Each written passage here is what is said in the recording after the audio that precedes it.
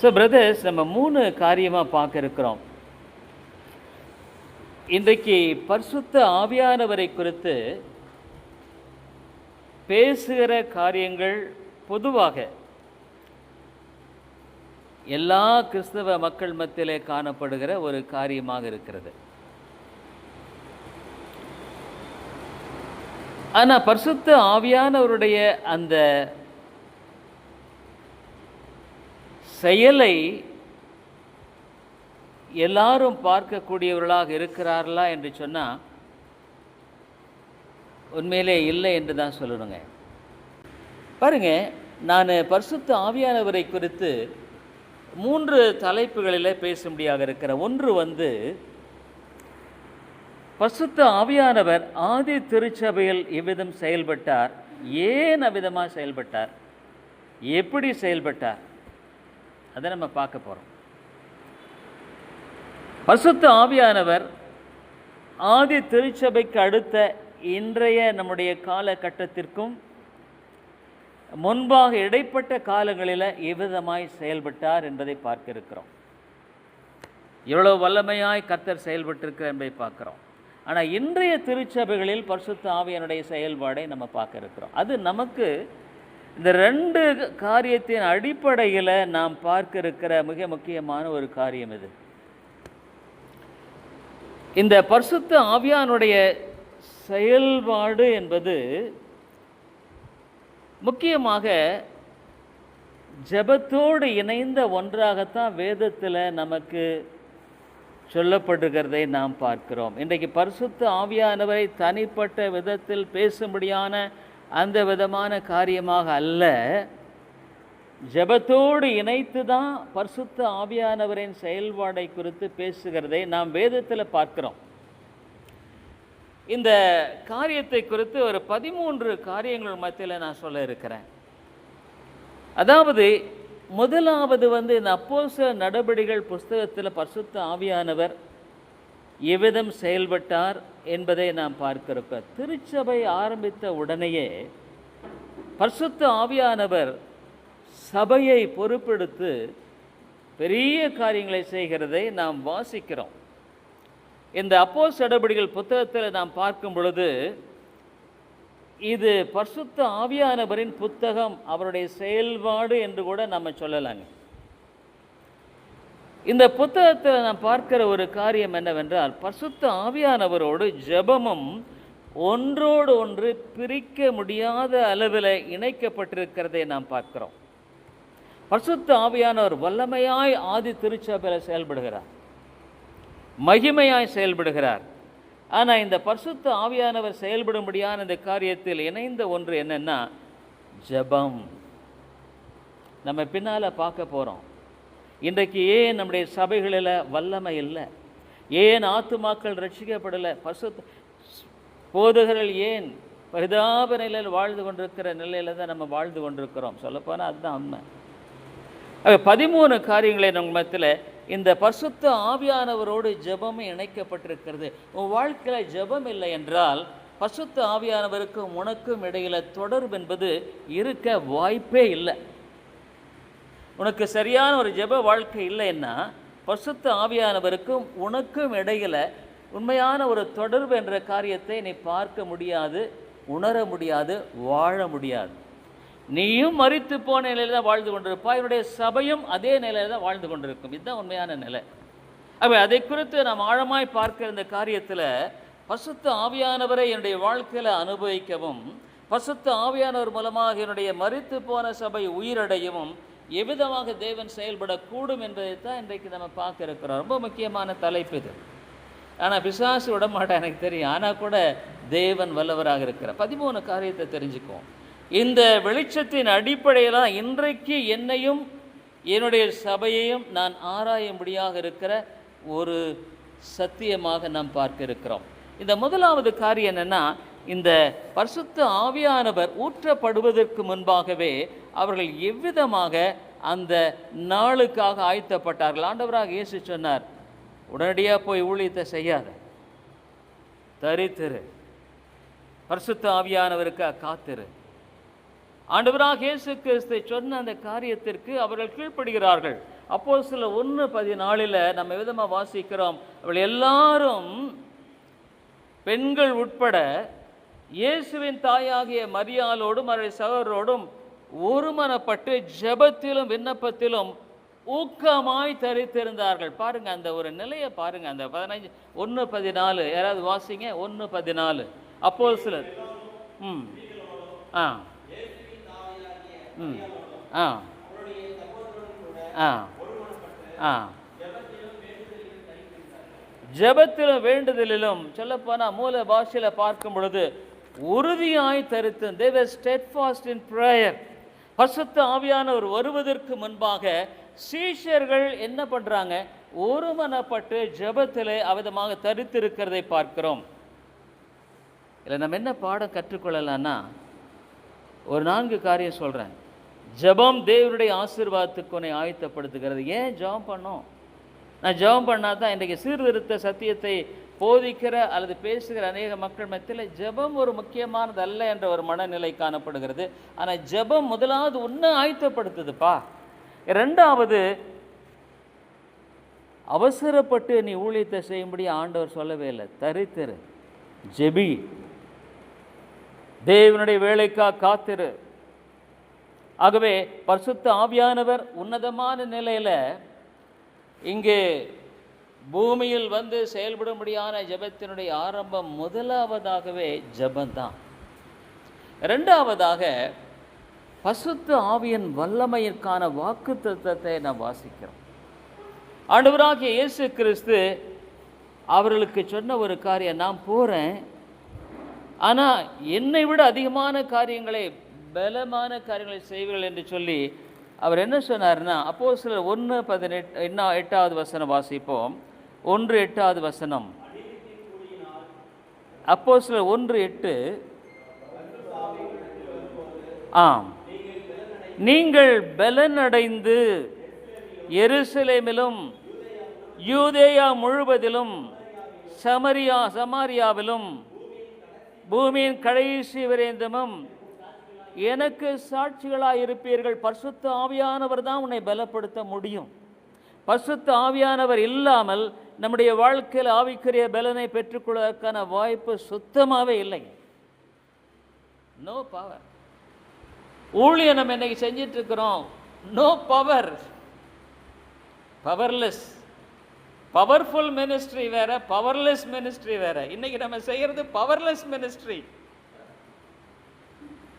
உண்மையா இல்லைங்களா? அதுதான் செய்கிறோம். இருக்கிற ஆளும் ஓடிட்டு இருக்கிறான், உள்ளே இருக்கிறோம் புழுங்கிட்டு இருக்கிறான். இதுதான் சபையில் இன்றைக்கு நடக்கிற ஒரு காரியம். இது நம்முடைய வாழ்க்கையில் மாறணும்னா நம்முடைய வாழ்க்கையில் தேவனுடைய சத்தியத்துக்கு ஒப்பு கொடுத்து வாழ்கிறவா. முதலாவது ஆண்டவர் அங்கே பரிசுத்த ஆவியானவர் வருவதற்கு முன்பாக அவள் ஆயுத்தமாக ஒருமனப்பட்டு ஜெபத்தில் தரித்திருக்கிறார்கள். எப்படி பரிசுத்த ஆவியானவர் வரப்போகிறார், அவரை வெல்கம் பண்ணுறதே ஜெபத்தில் தாங்க இருக்குது. You welcome the Holy Spirit only by prayer.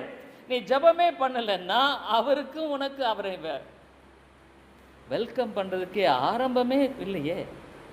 இன்னைக்கு சீர்திருத்த சபைகள் இருக்கிற பெரிய குறைபாடுன்னா டன் கணக்கில் சத்தியம் டாக்டர்னு பேசுகிறாங்க. டன் கணக்கில் ஜெபம் அவுன்ஸ் கணக்கில் கூட இல்லை சொல்ல போனால். ஏன்னா ஜெபமே பண்ணுறது இல்லையா? கர்த்தர் அவரை தெரிந்து கொண்டவர்களை ரட்சிப்பார். இந்த பழைய கதையை நீ போட்டு போட்டு நீ அதை இருக்கிறதையே சீர்கெட்டு பண்ணிட்டு சீர்திருத்தம் பண்ணுறதில்ல. சத்தியத்தை சீர்கெடுத்துகிறவர்கள் தான் நம்ம சீர்திருத்தவாதிகள். இன்னைக்கு உண்மையாக ஓப்பனாக பேசுகிறேன். இந்த நிலை இப்படி மாறணுங்க, வேறு வழியே கிடையாது. இல்லைன்னா நீயும் நானும் மரித்தவனால இந்த காரியமும் போயிடும். அவை முதலாவது welcoming the Holi Spirit is by prayer. 2வதாக அந்த முதலாவது அதைத்தான் ஆண்டவர் சொன்னார். இந்த பரிசுத்த ஆவியானவரை குறித்து நாம் தெளிவாய் அறிந்து கொள்வோமானால் நம்முடைய வாழ்க்கை நிச்சயமாக மறுரூபமாக்கப்படும் என்பதில் எந்த சந்தேகமுமே இல்லை, எந்த சந்தேகமுமே இல்லை. என்ன இது இஸ் எ ப்ரூவன். ஆதி திருச்சபையில் வழிநடத்தப்பட்ட அந்த ஒரு வழிகாட்டுதலை நாம் பார்க்கிறோம். முதலாவது காரியம், பரிசுத்த ஆவியானவரை நீ வெல்கம் பண்ற. ஆவியானவரே நீர் வாரும் வாரும். நீர் எனக்கு தேவை, நீர் இல்லைன்னா என்னுடைய வாழ்க்கையில் நான் இனி வாழவே முடியாது. ஆகவே தான் ஆண்டவர் சொன்னார், அவசரப்படாத, நீ ஒன்றுமே முந்திரி கொட்டை மாதிரி முன்னால் ஓடிட்டு இருக்காத, நீ செய்ய வேண்டியது என்னென்னா காத்திரு. அதுமாதிரி ஜபம் இல்லாத வாழ்க்கை செத்து போன ஒரு வாழ்க்கை. நீ ஜபம் பண்ணுற, ஆனால் உண்மையான ஜபம் இல்லையே, ஊக்கமான ஜெபம் நம்மிடத்தில் இல்லையே. ஆகவே ரெண்டாவது காரியம் அவர்கள் சொன்னார் ஆண்டவர், நீ காத்திரு, பலனடைந்து. அந்த 13 காரியத்தில் ரெண்டாவது காரியம், பரிசுத்த ஆவியானவர் வரும் பொழுது நிச்சயமாக நீ ஆவிக்குரிய வாழ்க்கையில் வெற்றியாய் வாழ முடியும், வாழுவாய், சந்தேகமே இல்லைங்க. பரிசுத்த ஆவியானவர் வரும் பொழுது நிச்சயமாக நீ வேறுடைய வார்த்தை, நீ பலனடைந்து சாட்சியாய் வாழுவாய்.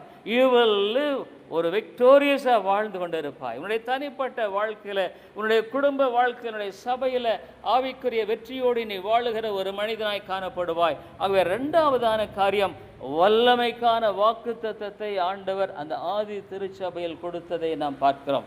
மூன்றாவதாக, பெந்தெகோஸ்தே நாளில் பரிசுத்த ஆவியானவர் அங்கு இறங்குகிறார். He was descending. திரித்துவத்தின் தேவனாகிய அவர்தாமே மகா பெரிய உன்னதமான ஒரு நிகழ்வாக பரத்திலிருந்து அவர் இறங்குகிறதை பார்க்கிறோம். அதை குறித்து வேதம் என்ன சொல்லுகிறது? It was a dramatic. அந்த அப்போஸ்தலர் 2வது அதிகாரத்தில் ஒவ்வொரு நிகழ்வையும், அந்த 13 காரியத்தை நான் சொல்லுகிற வேளையில் பரிசுத்த ஆவியானவரோடு ஜெபம் இணைந்த ஒரு ஜெப வாழ்க்கை என்பது பிரிக்க முடியாத ஒன்று. அங்கே 2வது அதிகாரம் வசனத்தில், பெந்தெகோஸ்தே நாள் வந்தபோது அவள் எல்லாரும் ஒருமனப்பட்ட ஓரிடத்திலே கூடியிருந்தார்கள். பலத்த காற்றடிக்கும் முழக்கம் போல வானத்திலிருந்து சடுதியாய் ஒரு சத்தம் உண்டாகி அவர்கள் உட்கார்ந்திருந்த வீடு முழுவதையும் நிரப்பெற்று பரிசுத்த ஆவியினால் அவர்கள் நிரம்பி என்று பார்க்கிறோம். தேவ ஆவியானவர் பரிசுத்த ஆவியினால நிரம்புவது என்று சொன்னால், நமக்கு தெரிஞ்சிருந்த பெந்தெகோஸ்தேக்காரங்கெல்லாம் ஏதோ நிறைஞ்சு குதிப்பதும் ஆடுவதும் ஆர்ப்பாட்டம் பண்ணுவது இல்லைங்க. நிரம்புவது என்பது புதிய ஏற்பாட்டில் நமக்கு கொடுக்கப்பட்ட கட்டளை. அப்படின்னா என்னென்னா, you are fully occupied by the Holi spirit. முழு பரிசுத்த ஆவியினால முழுமையாய் நீ ஆட்கொள்ளப்பட்ட ஒரு வாழ்க்கை தாங்க பரிசுத்த ஆவியினால் நிரம்பின ஒரு வாழ்க்கை. You are fully completely occupied, you are captured. பரிசுத்த ஆவியை உன்னை பிடிச்சிட்டாரு, உன்னை முழுமையாக பிடிச்சிட்டாரு. உன்னுடைய வாழ்க்கையில் முழுமையாக அவர் ஆட்கொள்ளுகிறார். அதுக்கு உன்னை ஒப்பு கொடுக்கும்படியான அந்த ஒப்பு கொடுத்தலுக்கு தான் உன்னை ஜெபமானது ஆயத்தப்படுத்துகிறது. there is a surrender. எதுலேயுமே ஒரு வியாதியஸ்தன் ஆப்ரேஷன் அவனுக்கு பண்ணணுன்னா மயக்க மருந்து கொடுத்து முற்றிலும் அவனை அங்கே செயலிழக்க பண்ணுகிறதுக்கு காரணம் என்னென்னா, அந்த சர்ஜரி சக்ஸஸ்ஃபுல்லாக நடக்கணுன்னா அவன் முழுமையாக அங்கு மயக்க நிலையில் ஒன்றும் அசைவில்லாமல் படுத்திருப்பது. அதனுடைய அர்த்தம் என்னென்னா, உன்னை முழுமையாக பரிசுத்த ஆவியானவர் ஆட்கொள்ளும்படியாக நீ உன்னை ஒப்பு கொடுத்தல் அவசியம். பரிசுத்த ஆவியானவருக்கு பேசுவது முக்கியம் இல்லைங்க. பரிசுத்த ஆவியானுடைய வாழ்க்கையில் செயல்படணும்னா இதெல்லாம் இருக்கணும். அப்போ உன் ஊழியம் வேறு மாதிரி இருக்கும், சபை வேறு மாதிரி இருக்கும், உன்னுடைய சத்தியம் வேறு மாதிரி இருக்கும், உன்னுடைய வாழ்க்கை வேறு மாதிரி இருக்கும், உன்னுடைய சாட்சி வேறு மாதிரி இருக்கும். நீ ஜீவனுள்ள ஒரு நபராய் வாழுகிற ஒரு காரியத்தை உன்னில் பார்க்க முடியும். It's possible. சத்தியம் அதான் சொல்லுது, இட்ஸ் இம்பாசிபிள் இல்லை. இன்றைக்கி நாம் பார்க்க இருக்கிற சத்தியம் ஏதோ என்னை ஆழமாய் தாக்கினது தாங்க. நான் இந்த சத்தியத்தை எப்போவுமே ஆண்டவர் எனக்கு கற்றுக் கொடுக்கிற, பரிசுத்த ஆவியானவர் போதிக்கிற ஒரு காரியம், எனக்கு போதித்து மற்றவர்களுக்கு போதிக்கும்படியாக அவர் எப்பொழுதுமே செயல்படுகிறார். ஆகவே நான் எந்த பிரசங்கத்தையும் நான் போதிப்பது மாத்திரமல்ல, நானும் கற்றுக்கொள்கிற ஒரு காரியமாகவே இருக்கிறது. பரிசுத்த ஆவியானவர் இருக்கும் பொழுது தான் அந்த காரியத்தை நீங்கள் பார்க்க முடியும். இல்லைன்னா ஏதோ ஒன்று பிரசங்கம் பண்ணணும்னு சொல்லி எடுத்து நீ போதிக்கிற ஒரு காரியமாக தான் இருக்கும். அங்கே விசுவாசிகளை தேவன் நிரப்புகிறார். அவருடைய வாழ்க்கையில் என்ன ஒரு பயங்கரமான மாற்றத்தை உண்டாக்குறார் இல்லைங்க. டிமிட், பயந்து ஓடி ஒளிந்து கொண்டிருக்கிறார்கள். கதவு திறந்தா பயப்படுறான். அவருடைய வாழ்க்கையில் அவ்விதமாக அங்கு பயத்தில், கலக்கத்தில், குழப்பத்தில் கதவை மூடி ஒளிந்து கொண்டிருந்த மக்கள் பேரில் பரிசுத்த ஆவியானவர் இறங்குகிறார். பரிசுத்த ஆவியானவர் முழுமையாக அவர்களை ஆட்கொள்ளுகிறார். அதனாலே நம்ம வாழ்க்கையில் பரிசுத்த ஆவியானுடைய செயலுக்கு மிக முக்கியங்க. இன்னைக்கு சீர்திருத்த சத்தியத்தில் நம்முடைய வாழ்க்கை, இன்னைக்கு சீர்திருத்த சத்தியம் உலகம் எங்குமே கீழான நிலைக்கு போயிட்டுருக்கு தெரியுங்களா? ஒரு பீக்குக்கு வந்தது, ஆனால் இன்னைக்கு அது கீழாக போய் கொண்டிருக்கிறது. சீர்திருத்த சபைகள் இன்றைக்கு அப்படியே பின்னால் பேக் ஸ்லைடிங். நோ பவர், வல்லமை இல்லை, ஆத்துமாக்கள் மனம் திரும்புதல் இல்லை.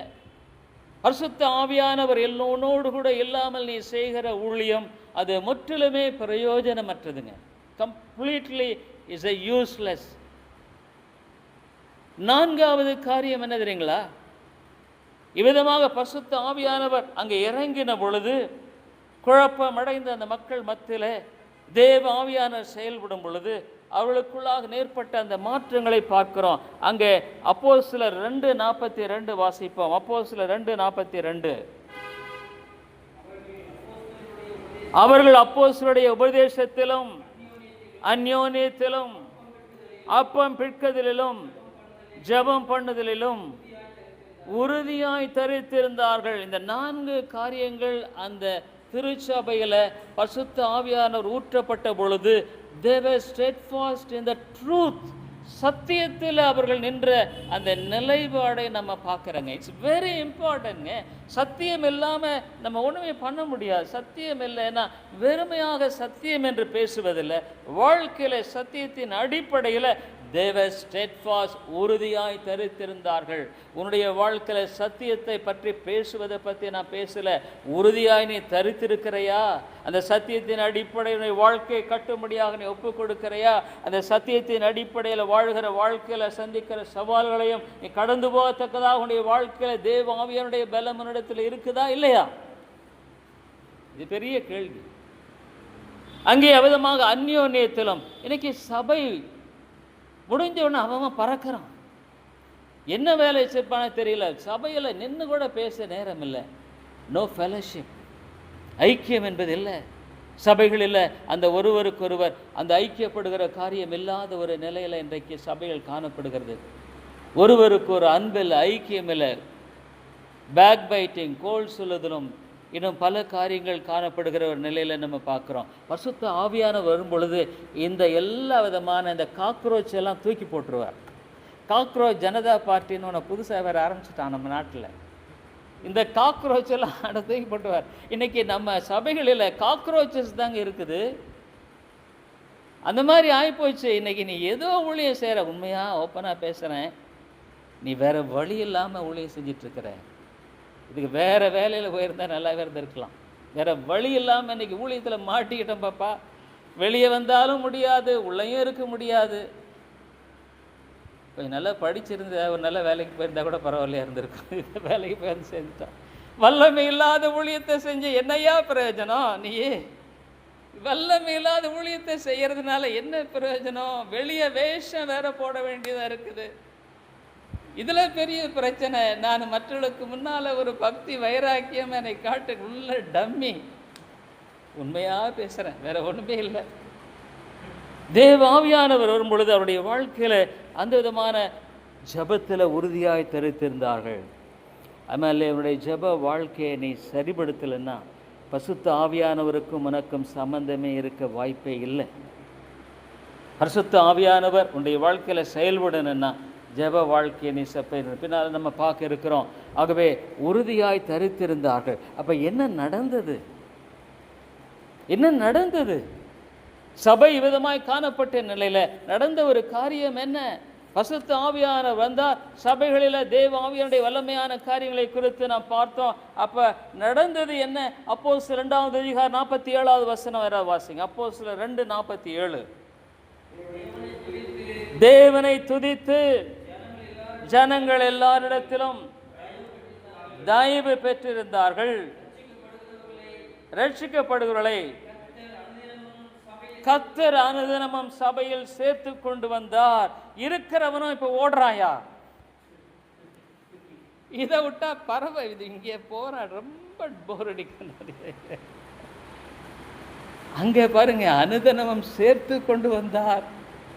ஐயா இது நடக்குமா? நடக்கும். நீயும் நானும் எழும்புனா நடக்கும்.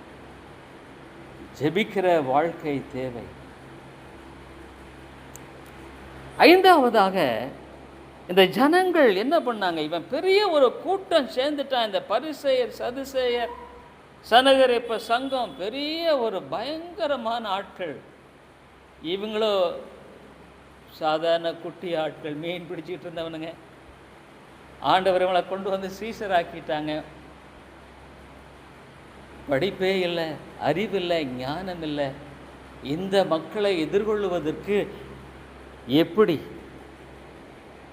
அவங்களுக்கு தேவை ஸ்பிரிச்சுவல் கரேஜ். ஆவிக்குரிய தைரியம் எனக்கு தேவை. ஆவிக்குரிய தைரியம். அவங்க என்ன பண்ணுறாங்க? அங்கே அப்போஸ்தலர் 4வது அதிகாரத்தில் 29 வசனத்தில் அவங்க எப்படி ஜெபிக்கிறாங்க பாருங்க. இப்பொழுதும் ஆண்டவரே 4:29 அவர்கள் பயமுறுத்தலை பார்த்து உம்முடைய ஊழியக்காரர் உம்முடைய வசனத்தை மிகுந்த தைரியத்தோடு சொல்லும்படிக்கு அருள் செய்யும். ஆண்டவரே, நாங்கள் தேவனுடைய வார்த்தையை பிரசங்கிக்கும்படியாக கொடுக்கப்பட்ட அந்த பொறுப்பை நிறைவேற்றும்படியாக எங்களுக்கு தைரியம் தேவை. We need the courage of God. எங்களுக்கு அந்த தைரியத்தை தாரும் ஆண்டவரே. அப்ப என்ன நடக்குது?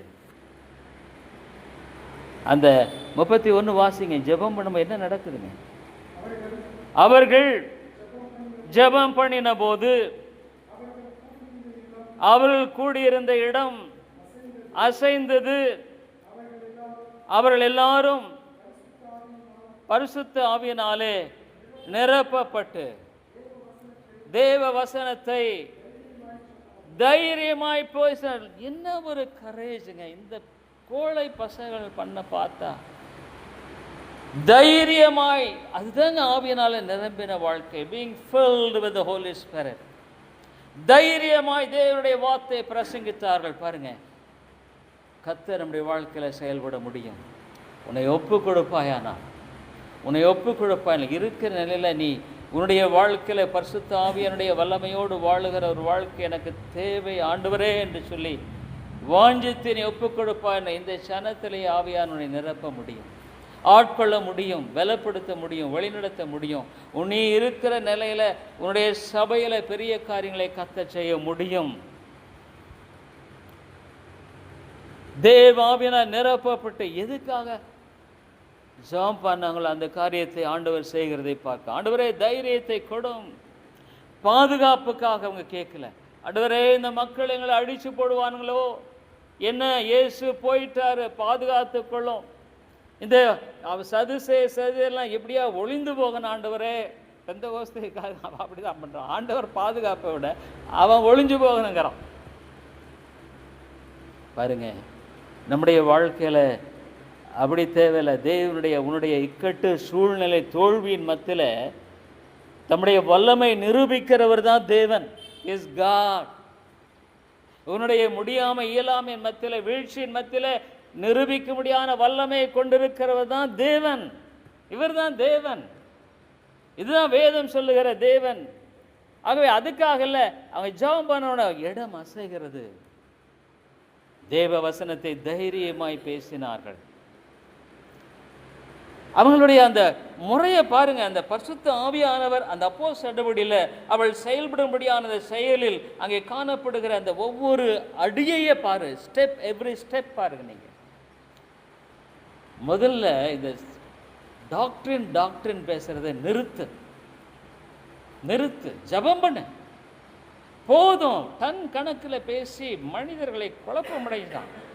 அவன் சீர்திருத்த சத்தியத்தினாவே ஓடுறான், விலகி ஓடுறான். இவன் ஒன்றும் டம்மின்றான், ஓடுறானுங்க, வேண்டான்றான், உண்மையால் சொல்கிறான். ஒரு காலத்தில் ரொம்ப அருமையாக இருந்த சபைகள் எல்லாம் இன்றைக்கு வேற வழி இல்லாமல் போயிட்டு இருக்கு, தெரியுங்களா? காரணம் என்னன்னா, அவங்களுடைய காரியமெல்லாம் ஒன்றுமே வல்லமை இல்லை. there is no power, powerless ministry.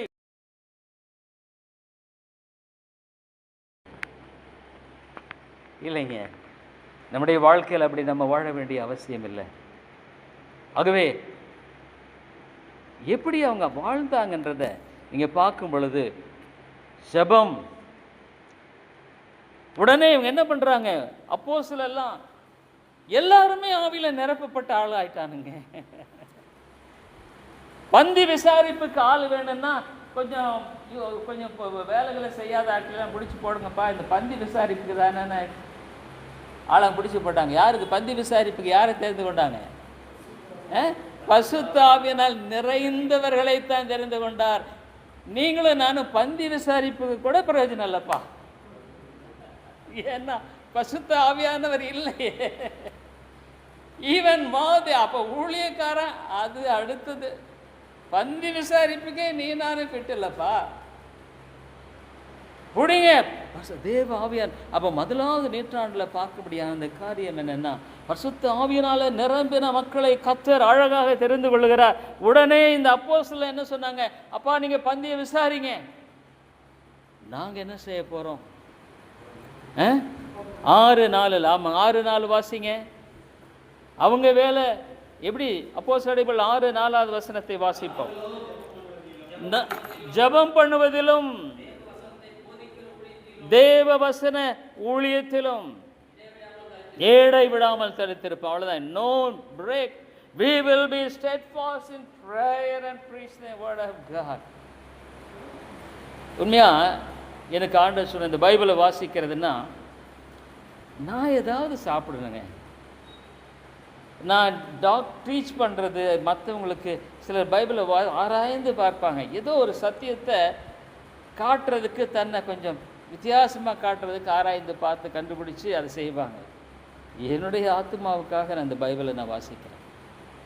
முதல்ல பைபிளை வாசிக்கிறது எனக்கு ஆகாரம் தேவை, என்னுடைய ஆத்மாவுக்கு தேவை. புதிய சத்தியங்களை கர்த்தர் பேசி என்னை பலப்படுத்தணும், அதுதான் எனக்கு தேவை. ஆகவே இந்த வேதமானது எனக்கு பிரயோஜனமாக இருக்கிறது. நீ மற்றவங்களுக்காக போதிக்கிறதுக்காக மற்றதுக்காகவே நீ படித்து சத்தியத்தை போட்டு அதை பண்ணி இதை பண்ணி போடுவ, அவனும் சரியாக படிக்க மாட்டான், நீயும் ஒன்றும் பிரயோஜனப்பட மாட்டான். இன்றைக்கி நிறைய ஆர்டிகல்ஸ்லாம் யாரும் வாசிக்கிறது போடுறோம், பட் நிறைய ஆர்டிகல்ஸை நம்ம குரூப்லேயே நிறைய பேர் சரி அப்படின்னு தள்ளிவிட வேண்டியதாக போகுதப்பா. என்ன வேறு வழி கிடையாது. சத்தியத்தை போதிக்கிற பல கூட்டங்கள் இன்னைக்கு நம்ம எழும்பிட்டு, அவன் இந்த பாஸ்டர் போட்டால் அந்த பாஸ்டர், அந்த பாஸ்டர், இந்த பாஸ்டர். பாஸ்டர் எவ்வளோ நேரம் ஜெபம் பண்ணுறீங்க பாஸ்டர்? ஜெபமா? என்ன கேட்குறீங்க நீங்கள்? அந்நிய காரியத்தை கேட்டுட்டு இருக்கிறீங்க நீங்கள் என்கிட்ட. அதனால இது ஊழியமே இல்லை, இது அட்டுவழியம். இது ஊழியம் இல்லை, இது அட்டுவழியம் பண்ணிட்டு இருக்கிறோம்.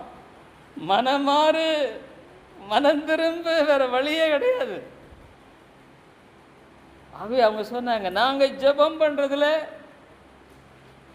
ஊழியத்துல உறுதியாய் தரித்து அந்த அப்போஸ்தலர்களில் பரிசுத்த ஆவியானவர் வரும்படியான அந்த காரியத்தில் செயல்படுகிற அந்த செயல்பாட்டின் ஒவ்வொரு அடியை பாருங்க.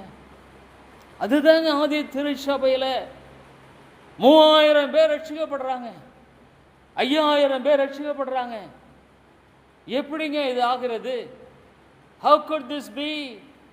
3000 பேர் 5000 பேர், ஐயா வாங்க ஸ்தோத்திரம் வாங்க, 3000 பேர் 5000 பேர் ரட்சிக்கப்படுறாங்கன்னா என்னங்க அது? எப்படி?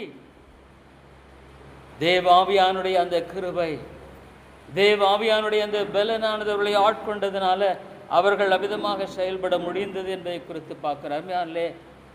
நம்முடைய வாழ்க்கையில உண்மையான ஒரு ஆவிக்குரிய எழுப்புதல் தேவையானால், நம்முடைய சொந்த ஆவிக்குரிய வாழ்க்கை எழுப்புதல் தேவையானால், பரிசுத்த ஆவியானவரோடு இடன்பட்ட ஒரு வாழ்க்கை நமக்கு நிச்சயமாக தேவை. ஆனால் பரிசுத்த ஆவியானோட உடன்பட்ட வாழ்க்கையோடு கூட நாம் வாழ வேண்டுமானால் நம்முடைய ஜெப வாழ்க்கையை செப்பனிடப்பட வேண்டியது மிக அவசியமாக இருக்கிறது. ஆகவே நம்ம முதலாவது பார்த்தோம், ஆதி அப்போஸ்தலர் நடபடிகளில் எவ்விதமாக தேவன் தம்முடைய பெரிய காரியங்களை செய்கிறதை பார்க்கிற ஆண்டவர் சொன்னார், பரிசுத்த ஆவியானவரை யூ ஹேவ் டு வெல்கம். உங்கள் வாழ்க்கையில் பரிசுத்த ஆவியானவர் வந்து உங்களை முழுமையாக ஆட்கொள்ள வேண்டுமானால் அவரை வரவேற்கிற உண்மையான கரங்களை கொண்டு நீங்கள் உயர்த்தி அவரை வரவேற்புங்க. அதனால தான் ஆண்டவர் சொன்னார், இங்கே முதலாவது அந்த பெந்தெகோஸ்தே நாளுக்கு முன்பாக பெண்கள் ஆண்கள் ஜெபத்தில் அங்கே தரித்திருக்கிறார்கள். இரண்டாவதாக நம்ம பார்த்தோம், பரிசுத்த ஆவியானவரை குறித்த வல்லமையான ஒரு வாக்குத்தத்தத்தை இயேசு சொன்னார். பரிசுத்த ஆவியானவர் வரும் பொழுது நீங்கள் உங்களுடைய வாழ்க்கையில பலனடைந்து சாட்சிகளாக இருப்பீர்கள். சாட்சின்னா என்ன தெரியுமா? You will be a living witness for God. தேவனுக்காக ஜீவிக்கிற ஒரு சாட்சியாய் நீ வாழ முடியும். அதுதான் காரியம். உன்னுடைய தோல்வியெல்லாம் விட்டுட்டு, உன்னுடைய வீழ்ச்சியெல்லாம் விட்டுட்டு, உன்னுடைய எல்லா விதமான கருமையெல்லாம் விட்டுட்டு உன்னுடைய வாழ்க்கையில தேவனுக்காக வாழ முடியும். மூன்றாவதாக நம்ம பார்த்தோம், பெந்தகோஸ்தே நாளில் பரிசுத்த ஆவியானவர் இறங்குகிறார். இவருடைய எதிர்பார்ப்பு நிறைவேற்றப்படுவதை பார்க்கிறார். அவர்கள் மகா பெரிய வரவேற்புக்காக தேவனை நோக்கி பார்த்து அந்த ஜெபத்தில் தரித்திருந்த வேளையில தான் பரிசுத்த ஆவியானவர் வல்லமையோடு கூட அங்கே இறங்குகிறதை பார்க்கிறார். உன்னுடைய வாழ்க்கையில கூட அது நடைபெற வேண்டும். It should be in your own life.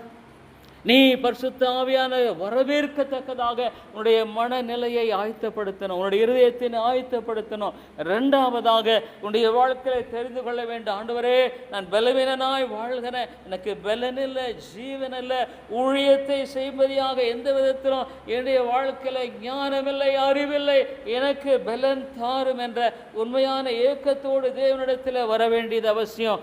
உனக்கு வாக்கு தத்தங்களை கர்த்தர் வைத்திருக்கிறார். பலனடைந்து சாட்சிகளாயிருப்பீர்கள். எந்த இடத்துல அப்படின்னா என்ன? எந்த சூழ்நிலையிலையும் சாட்சியாயிருப்பாய். உன்னுடைய பிள்ளைகள், மனைவி, கணவன், வீட்டில் மற்றவர்கள் எல்லாத்துக்கும் முன்னால் உன்னை பார்க்கும் பொழுது இந்த மனிதன் ஒரு தேவனுடைய பிள்ளை என்று அங்கீகரிக்கக்கூடிய ஒரு சாட்சியை உன்னுடைய வாழ்க்கையில் கொண்டிருப்பாய். என்னால் முடியாது, நான் பலவீனன், அறிவீனன், ஞானம் இல்லாதவன், பாவத்திலும் பாவி, நான் பாவத்தை தவிர வேற எதை செய்ய எனக்கு பலன் இல்லை. பவுல் உண்மையான ஒத்துக்கொள்ள நன்மை செய்ய வேண்டும் என்ற விருப்பம் என்னிடத்தில் இருக்குது, நன்மை செய்வது என்னிடத்தில் இல்லை. நிர்பந்தமான மனுஷன் நான், யார் என்னை விடுதலை ஆக்கக்கூடும்? இதுதான் உண்மையான நிலை. ஆனால் தேவன் சொல்லுகிறார், பலன் அடைவாய், you will be strengthened. அவே ஒன்று கேட்குறேன், நீ பரிசுத்த ஆவியானுடைய வாழ்க்கையில் வரவேற்க ஆயத்தமாக இருக்கிறையா?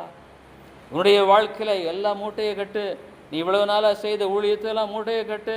ஒரு புதிய ஆரம்பத்துக்குள்ளாக தேவன் உன்னை அழைக்கிறார். உடைய வாழ்க்கையில வல்லமையுள்ள ஒரு ஊழியத்துக்குள்ளாக தேவனை அழைக்கிறார். அதற்காக உடைய வாழ்க்கையில நீ செய்ய வேண்டிய முதலாவது, தேவனுடைய சமூகத்திலே காத்திருந்த, ஆண்டவரே எனக்கு இறங்கும், உன்னுடைய தேவ ஆவியானுடைய வல்லமையினால் அடியனை நிரப்பும் என்று நீ ஜெபத்தில் தரிப்பு இருந்த அவசியம். இரண்டாவது, அவருடைய வரவேற்க முடியாத உன்னுடைய வாழ்க்கையில திறந்த மனதோடு அவரை நோக்கி பார்த்து எதிர்பார்த்திருப்பது அந்த இரண்டாவது காரியம். மூன்றாவது, பரிசுத்த ஆவியானவர் உன்னுடைய வாழ்க்கையில அவிதமான வேளையில பலன் கொடுப்பார் என்ற உண்மையான ஊக்கத்தோடு நீ உன்னுடைய வாழ்க்கையில எதிர்பார்ப்போடு காத்திருப்பது மிக அவசியம். அந்த நான்காவதாக நாம் பார்த்தோம், சபை எப்படி கட்டப்படுது பார்த்தீங்களா? பரிசுத்த ஆவியானவர் வரும் பொழுது சபை எவ்வளவு அருமையாக கட்டப்படுகிறது. அப்போஸ்தலர் உபதேசத்திலும் சீர்திருத்த சத்தியன்னு பேசுறது இல்லைங்க. நீ பரிசுத்த ஆவியை நிரம்பும் பொழுது you will defend the truth.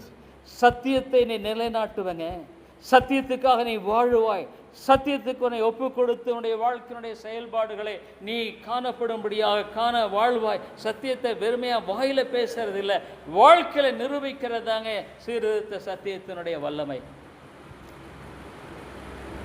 அந்யோன்யத்திலும் fellowship, ஒருவருக்கொருவர் அன்பு, பரிவாரம், அன்பற்ற ஒரு நிலையில் வாழ்ந்து கொண்டிருக்கிறேங்க. No love between us.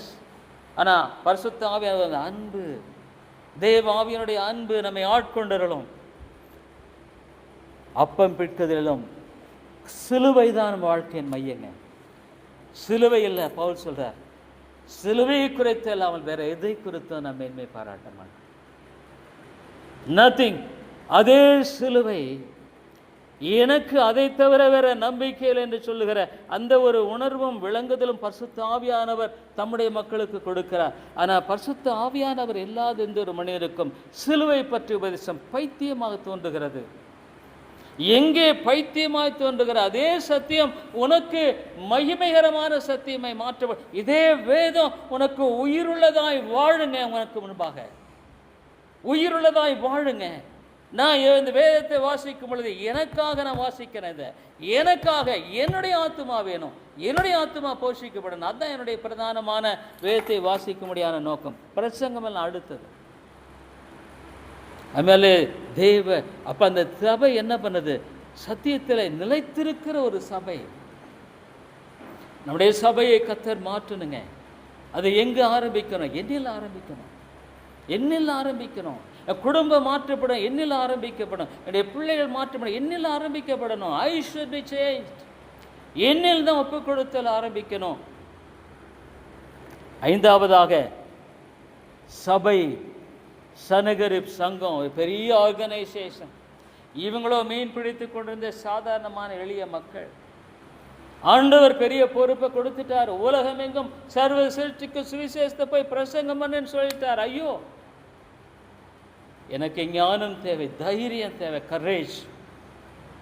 அப்போ எப்படி ஜெபம் பண்ணுறாங்க? எல்லாம் கூடி ஜெபம் பண்ணுறாங்க. ஆண்டவரே, இந்த பயமுத்தெல்லாம் பார்த்து உம்முடைய ஊழியக்காரர் என்ன தைரியம், உம்முடைய வசனத்தை தைரியத்தோடு சொல்லும்படிக்கு. A.W. டாசர் சொல்கிறார், உண்மையாக சத்தியத்தை போதிக்கிறவன் ஒரு மைனாரிட்டியாக தாங்க இருப்பான். இன்னைக்கு அவனை பின்பற்றக்கூடியவர்கள் நிறைய பேர் இருக்க மாட்டாங்க. உண்மையாக சத்தியத்தை போதிக்கிறவன் தனித்துவமாக தான் இருக்கணும், வேறு வழி கிடையாது. நீ எல்லாத்தோட காம்ப்ரமைஸ் ஆகி போய் செஞ்சால் உன்னோட 4 பேர் இருப்பாங்க. நீ தனியாய் பேசும் பொழுது நிச்சயமாக தனித்து தான் விடப்படுவாய். ஆகவே தேவ வசனத்தை தைரியமாய், அப்படின்னு என்ன, அதிகாரத்தோடு நான் போதிக்கணும். நான் ஸ்டேஜில் நின்னா சத்தியத்தை தெளிவாய் போதிக்கணும். ஆண்டவரே, இந்த மக்கள் மத்தியில் நான் சத்தியத்தை தெளிவாய் போதிக்க வேண்டிய ஒரு மனிதனாக நின்று கொண்டிருக்கிறேனை பலப்படுத்தும். ரொம்ப முக்கியங்க. பரிசுத்த ஆவியான் ஆதி திருச்சபையில் வந்த பொழுது அந்த தைரியத்துக்கு அப்போ என்ன பண்ணுது? ஆண்டவர் அதை அங்கீகரிக்கிறாரு. பார்த்தீங்களா? பரிசுத்த ஆவியானவரோடு ஜெபம் இணைந்ததுங்க.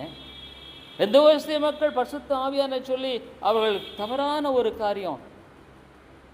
மற்ற மக்கள் பரிசுத்த ஆவியானவரை குறித்து பேசுகிறார்கள், ஆனால் அதற்குரிய தங்களுடைய ஒப்பு கொடுத்தல் அவங்க வாழ்க்கையில் அவர்கள் வர விரும்புவதில்லை. கிரயம் செலுத்தாமல் ஊழியம் செய்ய முடியாது. தெரிஞ்சுக்க, கிரயம் செலுத்தாமல் நீ ஊழியம் செய்ய முடியாது. கிரயம் செலுத்தி தெய்வகுமாரன் இயேசு சிலுவை கிரயத்தை செலுத்தி தாங்க ஊழியம் செய்தார். 6வது காரியம் என்ன? ஜெபமும் வசனமும் இணைச்சிட்டாங்க. அங்கே சொன்னாங்க, ஊழியக்காரர்கள் பந்து விசாரிப்பில் பிரச்சனை, பரிசுத்த ஆவியினால நிரம்பின மக்களை அங்கே தெரிந்து கொள்ளுகிறார்கள். அப்போஸ் 6வது அதிகாரத்தில் தான் பார்க்குறோம், பரிசுத்த ஆவியானவர் என்பது உன்னுடைய வாழ்க்கையில் எல்லாத்துக்குமே தேவைங்க. நான் எல்லாத்துக்கும் ஆண்டவர்கிட்ட ஜெபம் பண்ணுறேன். சின்ன காரியமாக இருந்தால் கூட ஆண்டவரே இடத்துல அங்கே நான் ஒப்பு கொடுக்கிறேன். அவங்க என்ன சொல்கிறாங்க? அப்போஸ்தலர் 6வது அதிகாரத்தில் இந்த வேலைக்கு ஏற்படுத்தும்படியாக அவர்கள் சொல்லும்படியான காரியம் என்ன? 3வது வசனத்தை பாருங்க. அப்போஸ்தலர் 6:3 வாசிப்போம். ஆதலால் சகோதரரே, பரிசுத்த ஆவியும் ஞானமும் நிறைந்து நற்சாட்சி பெற்றிருக்கிற 7 பேரை உங்களில் தெரிந்து கொள்ளுங்கள். அவர்களை இந்த வேலைக்காக ஏற்படுத்துவோம். இலை எடுக்கிற வேலை தாங்க அது. பந்தி விசாரிப்பு நான் இலை எடுக்கிறேன். அதுக்கு பரிசுத்த ஆவியான நிறைவு. பரிசுத்த ஆவியானவர் நிறைவு மட்டும் ஞானமும் நற்சாட்சி பெற்றிருக்கிற ஒன்னா நீ ஊழியத்தில் வந்து உன்னை ஒப்பு கொடுத்து பரிசுத்த ஆவியின் நிறைவோடு வாழுகிற ஒரு வாழ்க்கையோடு உன்னுடைய வாழ்க்கையை முடிக்க பாரு. இல்லைன்னா இதோடைய முடிச்சு விடும். இது பெட்டர் இல்லை? இது பெட்டருங்க. It's for better. நீ இன்னும் பண்ணுற காரியத்தையெல்லாம் விட்டுட்டு அப்படின்னா அதனுடைய சீரியஸ்னஸ் என்ன? உன் வாழ்க்கையை நீ ஒப்பு கொடுக்குறியா இல்லையா? உன் வாழ்க்கையை மாற்ற விரும்புகிறியா இல்லையா? இல்லை இப்படியே நீ ஓடிக்கொண்டு உன்னுடைய வாழ்க்கையில் நீ காலத்தை கழிக்க பார்க்குறையா இல்லை மாறணும்னு நினைக்கிறையா? உண்மையான மாற்றத்தை விரும்புகிறையா? அவங்க சொல்லிட்டாங்க, போப்பா பந்தி விசாரிப்பு அவங்கள அனுப்பிச்சிருங்க. நாங்கள் ஜெபத்திலும் வேத வசனத்தை போதிக்கிறதும் உறுதியாய் தரித்திருப்போம். என்னங்க, பரிசுத்த ஆவியானவர் அந்த சபையை நடத்துகிறார், கட்டுகிறார். ட்ரெமெண்டஸ். எல்லா ஜனங்களுக்கும் பயம் வந்துருச்சு. இவங்களெல்லாம் பார்க்கும் பொழுது இவங்க அந்யோனி அந்த ஐக்கியத்தில் பார்த்தோன்னே ஜனங்கள் சுற்றி இருந்தவர்கள் பயப்படுறாங்க. அதுமாதிரிலே பரிசுத்த ஆவியின் நிறைவு உடைய வாழ்க்கையில் கர்த்தர் வாக்கு பண்ணின ஒரு உண்மையான வாக்கு தத்தம். அதை நீ வாஞ்சித்து அதற்குரிய கிரயத்தை செலுத்தலாம், அல்லது இன்றைய சீர்திருத்த போதனையை போதிக்கும்படியான டம்மி பீஸாகவே இருந்துட்டு நீ போயிடலாம். ஒன்றுமே இல்லை, டம்மி பீஸ். ஒன்றும் நோ பவர், பவர்லெஸ் மினிஸ்ட்ரி. ஐயோ ஆண்டவரே என்னை விட்டுடும். எரேமியா கதர்ன மாதிரி உண்ணானித்தா ஓடி எங்கேயாவது ஓடப்பாரு, இல்லைன்னா வேற வழி கிடையாது. ஏழாவது என்ன? பரிசுத்த ஆவியானவர் வரும் பொழுது உடைய வாழ்க்கையில you will face any challenge. எந்த ஒரு சவாலையும் உடைய வாழ்க்கையில சமாளிக்க நீ தகுதியுள்ள மனுஷனாய் காணப்படுவாய். அப்போஸ்தலர் 7வது அதிகாரத்தில் ஒரு மனிதனை பார்க்கிறோம், ஸ்தேவான். அவன் வந்து பேசுகிறான். அங்கே அந்த பெருங்கூட்ட மக்கள் வந்து பேசின பொழுது அவன் பேசுகிறது அந்த காரியத்தை எல்லாம் கேட்ட உடனே அவளால் ஒன்றுமே பண்ண முடியலைங்க. ஸ்தேவான் பரிசுத்த ஆவியினால நிறைந்து, பரிசுத்த ஆவியினால நிறைந்து எங்கே பார்க்குறான்? மேலே பார்க்குறான். இசா காட். இந்த வேதத்தை நான் நம்புகிறேன், நரகங்கிறத நம்புகிறேன், மோட்சங்க நம்புகிறேன். என்னுடைய மனைவி, என்னுடைய பிள்ளைகளோ, என்னுடைய மற்றவர்களோ ரட்சிக்கப்படாமல் போனால் நிச்சயமாக அந்த ஐஸ்வரனை போல ஒரு நாள் அக்னி சுவாலையில் வேதனைப்படுகிறேன் என்று சொல்லுகிற ஒரு வேளை இருக்கு. இதே சபையில் நான் தெளிவாக சொல்லுகிறேன், நம்முடைய வார்த்தையை கேட்டு மனம் திரும்பலைன்னா நீ நிச்சயமாக நரகத்துக்கு தான் போவ. அந்த இடத்துல எதே ஐஸ்வர்யவானுடைய நிலை உனக்கு நேரிடும். வேதத்தை நான் நம்புகிறேன். இதுக்குமே முடிவுண்டு, இதுக்கு முடிவே இல்லை. மேலேயுடைய வாழ்க்கையில் ஸ்தேவான் இவ்விதமாக அங்கே நம்ம பார்க்குறோம். அந்த 55 பார்க்குறோம், தேவ ஆவியினால நிறைந்தவனாய். 55 வாசிங்க, 7:55. எப்படி அவன் ஜெபி? பரிசுத்த ஆவியினால் நிறைந்தவனாய் வானத்தை அண்ணாந்து பார்த்து தேவனுடைய மகிமையையும் தேவனுடைய வலது பாதத்தில் இயேசுவா நிற்கிறதையும் கண்டு போதுங்க. நீ உனக்கு எப்போ பார்த்தாலும் இதே வேலை தான். நான் என்ன பண்ணுவேன், அப்படி பண்ணுவேன். கவலை கவலை கவலை, புலம்பல் தான் வாழ்க்கையினுடைய பெரும்பாலான காரியம். புலம்பிகிட்டே இருக்கிறியப்பா நீ. எப்போ பார்த்தாலும் நீ புலம்புறதுலையே நீ கெட்டிக்காரனா இருக்கிற. கெட்டிக்கார. கர்த்தரை நோக்கி பார்க்கக்கூடிய உனக்கு விசுவாசம் இல்லையான்னு கேட்குறேன். What are you? நீ யாருப்பா? தேவனுடைய பிள்ளை இல்லையான்னு கேட்குறேன். ஏன் நீ புலம்புற? ஏன் நீ புலம்புற? டிடி ஸ்டட்டு ஆப்பிரிக்காவில் பெரிய பணக்காரர், நமக்கு நேரம் இல்லை. அவருக்கு பல்லெல்லாம் போயிருச்சு ஐயா. பல்லு செட்டு கட்டணும். இங்கிலாந்துக்கு வர முடியாது. அவர் ஜாம் பண்ணார், ஆண்டவரே இங்கே கூட எனக்கு ஒரு பல் செட் ரெடி பண்ண ஆயத்தமாக கும்மால கூடுன்ட்டார். இங்கே ஒரு ஆப்பிரிக்க காட்டில் ஆண்டவரே எனக்கு ஒரு பல் செட்டு ரெடி பண்ண. இதெல்லாம் பைத்தியகாரத்தனம். கர்த்தர் ஒரு டென்டிஸ்ட் ஆயத்தப்படுத்துறார். அவன் ஊழியத்துக்கு ஒப்பு கொடுத்து பல் செட்டோட இங்கே வந்து நிற்கிறான். இவர் தேவன். உண்மையான நிகழ்வுங்க, உண்மையான நிகழ்வு இது. உடைய வாழ்க்கையில் அருமையான ஒன்று சொல்கிறேன், சீர்திருத்த சத்தியத்துக்கு நீயும் நானும் ஒரு இழுக்காடு, ஒரு இழுக்குன்னு நான் சொல்கிறேன். வல்லமையோடு வாழாமல் நீ வாழ்கிற அந்த சத்தியத்தின் அடிப்படையில் பேசுகிற பேச்சு யாருக்கும் பிரயோஜனப்படாதப்பா. ஒருத்தருக்கு பிரயோஜனப்படாது. ஆட்களை சேர்த்தலாம், ஆத்துமாக்களை சேர்த்த முடியாதப்பா. ஆவினால் நிறைந்து அவன் என்ன மன்னிக்கிறான். ஜெபம் பண்ண, ஆண்டவரே மன்னியும் மன்னியும், தேவ ஆவியானவரே மன்னித்தருளும். எப்படி ஜெபம் பண்ணுறான் இல்லைங்க? He was a man of prayer. அவன் ஜெபிக்கிற மனிதன். அந்த 7வது அதிகாரத்தில் கல்லை போடுறாங்க, ஆளை கொல்லுறாங்க. கடைசியிலும் கூட அவன் எப்படி பண்ணுறான் பாருங்க. அவனுடைய வாழ்க்கையில் அவிதமாக அந்த இடத்துல எல்லாம் ஒருமனப்பட்டு ஒரு பெரிய கூட்டம் கல்லை யோசிச்சு பாருங்க. பெரிய கூட்டம் கல்லை எடுத்து அடிக்குது ஒவ்வொரு பக்கம். நிலையில்லாமல், ஒரு குறி இல்லாமல் அவன் தலை மேலே, கால் மேலே, கை மேலே, முகத்து மேலே, எல்லாத்து மேலும். அப்போ அவன் ஜெபம் பண்ணுறான், ஆண்டவரே மன்னியும் மன்னியும். அங்கே இருந்த வாலிபனைத்தான் நம்ம சந்திக்கிறோம். இந்த ஒரு வாலிபன் அதை பார்க்கிறான். அவன் சாட்சி. இந்த பவுலை சவுல் மாறுவதற்கு காரணம் ஸ்தேவானுடைய சாட்சிங்க. ஸ்தேவானுடைய சாட்சி தான் பவுலை மாற்றிட்டு தெரியுங்களா? உன்னுடைய சாட்சி இன்னொரு மற்றுமாக ஆவிக்குரிய வாழ்க்கையில எழுப்ப முடியும். வாசிங்க 58வது வசனம். அவனை நகரத்துக்கு புறம்பே தள்ளி அவனை கல்லெறிந்தார்கள். சாட்சிக்காரர் தங்கள் வஸ்திரங்களை கலற்றி சவுல் எனப்பட்ட ஒரு வாலிபனுடைய பாதத்தின் அருகே வைத்தார்கள். He was there. அவன் பார்க்கறாங்க. சவுலுடைய வாழ்க்கையில ஆண்டவர் சந்தித்தார், உண்மைதான். ஆனா அவன் பார்த்த அந்த காட்சி அவனுடைய மனதை விட்டு நீங்க முடியல. பரிசுத்த ஆவியானவர் பேசுகிறார், எப்படி நான் மத வைராக்கியமாய் வேத சாஸ்திரத்தில் கற்றுத்தறிந்த ஒரு மனுஷன், ஆனா இந்த மனுஷனுடைய வாழ்க்கை வேற மாதிரி இருக்குது. இந்த மனுஷனுடைய வாழ்க்கை சாட்சியான ஒரு வாழ்க்கை. வாழ்க்கையை பேசுங்க. நீ மறிச்சிடலாம், வாழ்க்கையை பேசு. சவுலின் மனம் திரும்புதல் என்ன ஒரு காரியம், ஜபம். இவ்வளோ கொடூரமான ஒரு ஜபம் பண்ணுறாரு. அதனால என் வாழ்க்கையில் ஜபம் இல்லாமல் நீ ஜபம் பண்ணுற ஜபமே இல்லை. நீ ஜபமே பண்ணுறது இல்லை. நீ பண்ணுறது ஏதோ ஒரு வார்த்தை சில பேசுகிற. You don't have a prayer life. உனக்கு ஜப வாழ்க்கை இல்லை. பரிசுத்த ஆவியானுடைய வாழ்க்கையில் செயல்பட வேண்டுமானால் நீ உன்னை ஜபத்தில் ஒப்புக்கொடு. 9வதாக அந்த 8வதாக சவுலின் மனம் திரும்புதலும் ஜெபமும்.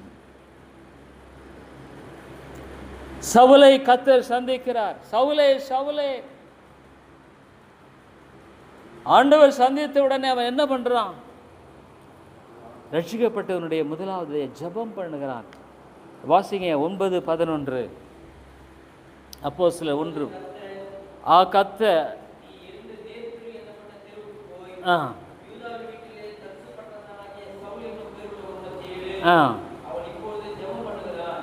இதோ அவன் ஜெபம் பண்ணி கொண்டிருக்கிறான். பரிசுத்த ஆவியானவர் மனிதனை ஆட்கொள்ளும் பொழுது அவனுக்கு ஜெபத்தை தவிர வேற வழியே கிடையாது. அவன் ஜெபிக்காமல் இருக்க முடியாது. அதனாலே உடைய வாழ்க்கையில் அப்ப என்ன பண்றான்? அனுப்புகிறார். அனனியா வர்றாரு. அனனியா போய் இந்த வீட்டிலே பிரவேசித்து அவன் மேல் 17ஆம் வசனத்தில் கைகளை வைத்து, சவுலனாகிய சவுலே, நீ இந்த வழியில் உனக்கு தரிசனமான கர்த்தராகிய இயேசு நீ பார்வையடையும்படிக்கு பரிசுத்த ஆவியினால் நிரப்பப்படும்படிக்கு. பரிசுத்த ஆவியினால் நிரம்பாமல் வாழ்வதே ஒரு கிறிஸ்தவ வாழ்க்கை அல்ல. unless you are filled with the Holy Spirit. கிறிஸ்தவ வாழ்க்கை இல்லைப்பா. அதான் சொல்றார், பரிசுத்த ஆவியினால் நிறைந்து. be filled with the Holy Spirit. பரிசுத்த ஆவியானவருடைய அந்யோன்ய ஐக்கியம். என்னைக்கு நீ ரட்சிக்கப்படுகிறியா அன்னைக்கு பரிசுத்த ஆவியானவர் உனக்குள்ளாய் வந்து வாசம் பண்ணுகிற அந்த வாசம் பண்ணுதலில் உனக்கு அந்த நிச்சயமாக ஆவியானுடைய அந்த அனுக்கிரகம் காணப்படும். பரிசுத்த ஆவியானவர் இருந்தா நீ ஜபம் பண்ணும் பொழுதுதான் ஆவியானவனுக்கு உதவி செய்வாரப்பா. நீ ஜபமே பண்ண மாட்டேங்கிற, ஆவியானவர் உனக்கு ஜபமே உதவி செய்யறதில்ல. You don't have any assistance in your prayer life.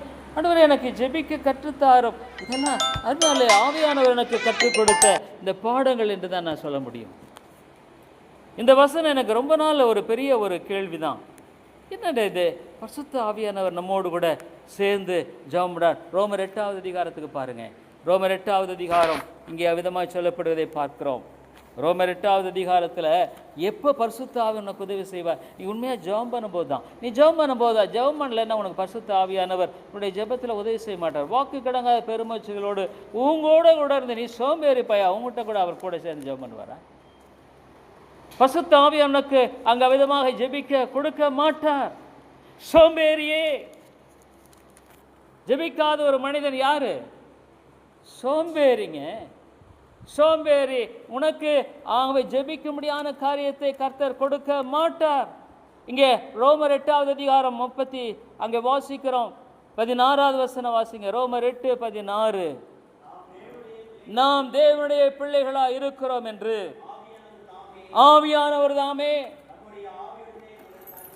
தம்முடைய ஆவியுடனே சாட்சி கொடுக்கிறார். அதனாலே தேவ ஆவியானவர் உன்னோடு கூட அவ்விதமாக செபிக்கிறார். அப்பா பிதாவே என்று கூப்பிடுகிற அந்த புத்திர சுவிகார ஆவியோடு கூட நீ வாழும்படியான ஒரு வாழ்க்கையை கொண்டவனாக காணப்படுவாய். அது தேவைங்க, ரொம்ப ரொம்ப தேவை. பசுத்த ஆவியானவர் இல்லாமல் நீ ஊழியமே செய்ய முடியாது. பசுத்த ஆவியானவர் இல்லாமல் நீ ஒன்றுமே செய்ய முடியாது, செய்யவே முடியாது. நீ ஊழியம் செய்வதற்கு என்பது. ஆகவே தான் அந்த இடத்துல நம்ம பார்க்குறோம். அங்கே என்ன எந்த இடத்துல பார்க்குறோம்? ஆவியானவர் தாமே 26 வாசிங்க. அந்தபடியே ஆவியானவரும் நமது பலவீனங்களில் நமக்கு உதவி செய்கிறார். உனக்கு ஜெபிக்க முடியாத ஒரு வாழ்க்கைக்கு அவர் உனக்கு உதவி செய்கிறார். நீ ஜாம்பன வாஞ்சியோடு இருக்கும் பொழுது, நீ ஜெபிக்கிற அந்த விருப்பத்தோடு இருக்கும் பொழுது ஆவியான உனக்கு நிச்சயமா உதவி செய்வார். வாசிங்க. நாம் ஏற்றபடி வேண்டிக் கொள்ள வேண்டியது என்னதென்று அறியாமல் இருக்கபடியால் எனக்கு ஜெபிக்க தெரியாது. ஆவியானவர் தாமே வாக்கு கடங்காத பெருமூச்சுகளோடு நமக்காக வேண்டுதல் செய்கிறார். நீ உண்மையாலுமே ஜெபிக்கும் பொழுது பரிசுத்த ஆவியானவர் உன்னோடு கூட இருந்து உனக்காக ஜெபம் பண்ணுவார். ஏற்கனவே பிதாவானிடத்தில் இயேசு கிறிஸ்து பரிந்து பேசிக் கொண்டிருக்கிறார். Prayer is so important. பரலோகத்தில் ஜெபத்தை குறித்து நம்ம பார்க்குறோம். அதனால என்னுடைய வாழ்க்கையில் பசுத்த ஆவியானவர் உனக்கு ஜெப வாழ்க்கைக்கு துணை புரிகிற அந்த துணை புரிதல் எப்பொழுதுன்னா நீ உண்மையாய் ஜெபிக்கும் பொழுது உனக்கு அந்த காரியத்தை கர்த்தர் கொடுப்பார். இல்லைன்னா பரிசுத்த ஆவியினால் நிரம்பின ஒரு வாழ்க்கை என்பது, பரிசுத்த ஆவியனா இதெல்லாம் அறகுறை பொய். பரிசுத்த ஆவியானவரால் நீ ஆட்கொள்ளப்படும் பொழுது அவர் உனக்குள்ளாக அவர் நிரப்பப்பட்ட ஒரு வாழ்க்கைக்குள்ளாக உன்னை வழிநடத்துவாரே ஒழிய பரிசுத்த ஆவியானக்குள்ளே இருக்கிறார் ஆனால் நான் நிரப்பப்படவில்லை என்று சொல்லுகிற எந்த ஒரு காரியமாக நீ பார்க்க முடியாது. You cannot see that. உன்னால் சுத்தமாக நீ பார்க்க முடியாது. நீ தேவ ஆவியினால் ஆட்கொள்ளப்பட்டிருப்பாயானால் நீ முழுமையாக ஆட்கொள்ளப்பட்ட நிலையில் நீ வாழ்ந்து கொண்டிருப்பாய். அப்போ அந்த சபை எப்படியான சபை? ஜெபிக்கிற சபை, சாதாரணமான சபை இல்லைங்க. ஆதி திருச்சபையினுடைய காரியம் பரிசுத்த ஆவியானுடைய செயலை பார்க்கிற காரியத்தில் பரிசுத்த ஆவியானவர் செயல்படும் பொழுது அங்கே எப்படி அவங்க ஜெபம் பண்ணுறாங்க பாருங்க. அப்போஸ்தலர் 12வது அதிகாரத்தை திருப்பிக் கொள்வீரானால் அங்கே பேதுருவை அங்கே சிறைப்படுத்துறாங்க. பேதுரு கைதாக்கப்படுகிறார். He was in prison. உடனே அங்கே ஏதாவது அரசாங்கத்தை ஜோசப் விஜயை தேடி போகிறாங்களா? அவர் ஏதோ திடீர்னு வந்துட்டார். இல்லை அரசியலை தேடினா இல்லைங்க. அதனால உன் வாழ்க்கையில் ஜெபிக்க தெரிஞ்சா நீ மற்றவர்களை நோக்கி பார்க்கிற வாழ்க்கையை முதலாவது நீ விட்டுருவ. You will leave off. விட்டுடுவேன். உடைய வாழ்க்கையில் தேவனை மட்டுமே நோக்கி பார்க்கிற ஒரு வாழ்க்கைக்குள்ளாக நீ காணப்படுவாய். அது மட்டும்தான். கர்த்தரை நோக்கி பார்க்கிற கண்கள் உனக்கு இருக்கும். அந்த விசுவாச கண்களானது உனக்கு காணப்படும். மிக முக்கியமான ஒரு காரியமாக இது இருக்கிறதுங்க. மிக முக்கியமான ஒரு காரியமாக இது காணப்படுகிறது. உன்னை என்ன பண்றாங்க? யாரு மனுஷ உதவியை நாடுல தேவனை தேடுகிறார்கள். தேவனை தேடும்படியான காரியத்தை அப்போஸ்தலர் 12வது அதிகாரத்தில் நம்ம பார்க்குறோம். அவங்க என்ன பண்ணுறாங்க? கர்த்தரை நோக்கி பார்க்குறாங்க. அதனாலே ஒன்று சொல்கிறேன், உன்னுடைய வாழ்க்கையில் நீ வாழுகிற கிறிஸ்துவ வாழ்க்கையில் சந்தோஷமாக இருக்கியா? Are you really happy with your life? உண்மையாக சந்தோஷமா? உன் குடும்பம் உன்னை பார்த்து உன் உண்மையான ஊழியக்காரன் சாட்சி சொல்லுதா? உன் பிள்ளைகள் சாட்சி சொல்கிறாங்களா? உன்னுடைய வாழ்க்கையில் உண்மையான ஒரு மாற்றத்தோடு கூட நீ வாழுகிறையா? நீயோ நானோ கிறிஸ்தவத்துக்கு ஒரு இழுக்குங்க. We are ashamed to the Christianity. ஏன்னா வல்லமையற்ற ஒரு கிறிஸ்தவ வாழ்க்கையில் வாழுகிற உன்னை பார்த்து எந்த விதத்திலும் உன்னுடைய குடும்பமோ உன்னுடைய மக்களோ உன்னுடைய பிள்ளைகளோ பாதிக்கப்படலைன்னா உன்னுடைய குடும்பத்தையே மாற்ற முடியாத ஒரு வாழ்க்கை. என்ன வாழ்க்கை அது? என்ன வாழ்க்கைன்னு கேட்க பிரயோஜனம் இல்லை. நீ உடைய வாழ்க்கையில நீ உண்மையான சத்தியத்தை கேட்டு ஒப்பு கொடுப்பாயானால் நீ உடைய வாழ்க்கையில தேவனுடைய வாழ்க்கையை எழும்பி பண்ண பிரகாசிக்க விரும்புவார். எழும்பி பிரகாசி, உன் வேலை வந்தது இசையில சொல்லப்படுறத பார்க்கிறோம். ஆவியானுடைய நிரப்புதலோடு கூட ஜெப வாழ்க்கையில எழும்பின அந்த மக்களுடைய காரியத்தை நம்ம ஆரம்பத்திலிருந்து எப்படி அப்போஸ்தலர் நடவடிக்கைகளில் பரிசுத்த ஆவியானவர் அந்த மக்களை ஜெபத்தோடும் அந்த பரிசுத்த ஆவியின் நிரம்பின ஒரு நிலையோடு கூட வழிநடத்தி செல்வது என்பதை குறித்து பார்க்கிறோம். இந்த நேரத்தில் ஒரு பெரிய பயங்கரமான சூழல் ஏற்படுகிறது. பேதுரு சிறைபிடிக்கப்பட்டு போனார். என்ன செய்யறாங்க? அப்ப பாருங்க, எந்த இடத்துல பாருங்க, அப்போஸ்தலர் 12:5 வாசிங்க. அப்படியே பேதுரு சிறைச்சாலையே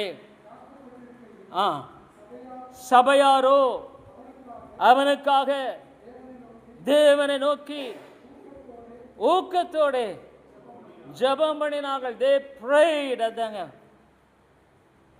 வேற ஒண்ணுமே அவங்களுக்கு தெரிந்ததெல்லாம் தான். ஜெபிக்க ஆரம்பித்தார்கள். அப்ப என்ன நடக்கிறது? ஆண்டவர் தூதனை அனுப்புறாருங்க. அந்த நிகழ்வு உனக்கு தெரியாதா? தூதனை அனுப்புறார். அவன் பாட்டு நிம்மதியா தூங்கிட்டு இருக்கிறான். என்னங்க இதெல்லாம் சாத்தியக்கூறு உள்ளது தானா? இல்லை இது கட்டுக்கதையா? இல்லை, பரிசுத்த ஆவியும் வாழ்க்கையில் இல்லாததுனால நீ போராடிட்டு இருக்கிற, தோல்வியாய் வாழ்ந்து கொண்டிருக்கிற, உடைய வாழ்க்கையில் சாட்சி இல்லை. நீ இன்னைக்கு இந்த சத்தியத்தை கேட்டு நீ மாறலன்னா நீ என்னைக்குமே மாற மாட்ட. தெரியும், இன்னைக்கு இந்த சத்தியத்தை கேட்டு வாழ்க்கையை ஒப்புக் கொடுக்கலன்னா you will never be changed. எப்போதான் நீ மாறப்போகிற? எப்போதான் சத்தியமனை பாதிக்க போகிறது? எப்போதான் உடைய வாழ்க்கையில் விடுதலை நீ எதிர்நோக்கி நீ தேவனை பார்த்து உண்மையான விதத்தில் ஒப்புக் கொடுக்க போற? சங்கிலிகள் அவிழ்க்கப்படுகிறது. இந்த நிகழ்வை நமக்கு தெரியும். நம்முடைய நேரம் கம்மியாயிட்டனால சங்கிலிகளான தெரிக்கப்படுகிறது. சிறைச்சாலை கதவுகள் தானாய் திறக்கிறது. அதனால ஜெபிக்கிற ஒரு மனிதனுக்கு தாங்க விதமான காரியங்களை காண முடியும். உடைய வாழ்க்கையில அவிதமான ஒரு காரியத்தை பார்க்க வேண்டுமானால் பரிசுத்த ஆவியானவரோடு கூட ஜெப வாழ்க்கை. நீ ஜெபம் பண்ணா போதாது, ஜெபிக்கிற வாழ்க்கை. நிறைய பேர் ஜெபம் பண்ணாங்க, பரிசுத்த ஆவியானவரோடு துணையாக நின்று ஜெபிக்கிற ஒரு வாழ்க்கை இடத்துல இல்லை. ஆகவே ஒரு வல்லமையற்ற ஜீவியம். சபை எப்படி போகுது பாருங்க. ஆதி திருச்சபை எப்படியெல்லாம் போயிட்டு இருக்கு. 11வது காரியம் என்ன தெரியுங்களா? அவர்கள் மிஷனரிகளை அனுப்ப ஆரம்பிச்சிட்டாங்க. They send missionaries. மற்றவர்களுக்கு சுவிசேஷத்தை அறிவிக்க வேண்டுமே. அப்போஸ்தலர் 13 அதிகாரத்தில் நம்ம பார்க்கிறோம். பவுலையும் பர்னபாவையும் பெரிய வேர்ல்டு மிஷன், உலகத்துக்கு சுவிசேஷத்தை அறிவிக்க வேண்டும் என்று ஆண்டவர் சொல்லிட்டார்ல. உலகம் எங்கும் சர்வ சிருஷ்டிக்கு சுவிசேஷத்தை பிரசங்கிங்கள். ஆண்டவர் இது எப்படி சாத்தியக்கூறாகும்? இல்லை, சாத்தியக்கூறாகும். with God it is possible. தேவனாலே கூடும். அதனால உன்னுடைய வாழ்க்கையில உண்மையான விதத்தில் உன்னுடைய நிலையை உணர்ந்து தாழ்த்து. பரிசுத்த ஆவியானவர் ஆதி திருச்சபையில் செய்த ஒரு காரியத்தை பார்க்கும்போது நம்ம வெட்கப்படுறேங்க.